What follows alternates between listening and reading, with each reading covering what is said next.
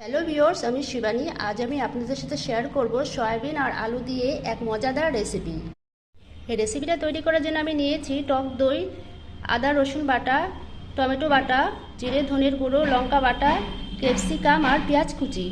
আবার প্রথমে আমি সয়াবিনের মধ্যে দিয়ে দিচ্ছি টক দই, টমেটো পেস্ট, লবণ, হলুদের গুঁড়ো, লঙ্কার গুঁড়ো আর শাহি গরম মশলা। আমি ম্যারিনেট করে 10 থেকে 15 মিনিট ঢেকে। এরপর আমি কড়াই বসিয়ে তেলটা গরম করে আলুগুলো দিয়ে দিয়েছি, নুন হলুদ দিয়ে একটু ভেজে নেব।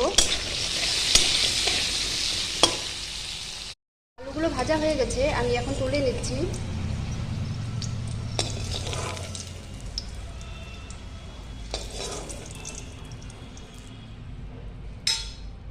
আলু ভাজা তেলের মধ্যে আমি ক্যাপসিকামগুলোকে একটু ভেজে নেব। ক্যাপসিকামগুলো ভাজা হয়ে গেছে, আমি এখন তুলে নিচ্ছি। এরপর কড়াইতে খানিকটা তেল দিয়ে ফোড়ন দিয়ে দিয়েছি তেজপাতা, শুকনা লঙ্কা, গোটা জিরে, আর এখানে আমি দিয়ে দিলাম কেটে রাখা পেঁয়াজগুলো। পেঁয়াজগুলো আমি একটু ভেজে নেব। এরপর আমি অ্যাড করে দিচ্ছি আদা রসুন আর লঙ্কা পেস্ট। ভালো করে কষিয়ে নেব। আদা রসুন লঙ্কা ভালো করে কষানো হয়ে গেছে। এর মধ্যে এখন আমি দিয়ে দিচ্ছি জিরে আর ধনের গুঁড়ো, স্বাদ মতন নুন আর হলুদের গুঁড়ো।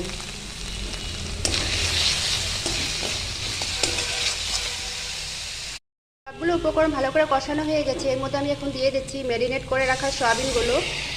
আমি সয়াবিনগুলো ভালো করে কষিয়ে নিয়ে পরিমাণ মতন জল দিয়ে ঢাকা দিয়ে দিব 5 মিনিট। আমি সয়াবিনগুলো কষিয়ে পরিমাণ মতন জল দিয়ে 5 মিনিট ঢাকা দিয়ে দিয়েছিলাম। ঢাকনাটা খুলে দিলাম। সয়াবিনটা প্রায় আমার তৈরি হয়ে গেছে। আর এর মধ্যে এখন আমি দিয়ে দিচ্ছি ভেজে রাখা ক্যাপসিকাম আর আলুগুলো। আমি আরও 5 মিনিট ভালো করে কষিয়ে নেব। সয়াবিনের রেসিপিটা প্রায় তৈরি হয়ে গেছে। এর মধ্যে আমি এখন দিয়ে দিচ্ছি স্বাদ মতন চিনি আর দিয়ে দিচ্ছি গরম মশলার গুঁড়ো। আমি গরম মশলার গুঁড়ো দিয়ে নাড়াচাড়া করে নামিয়ে নেব।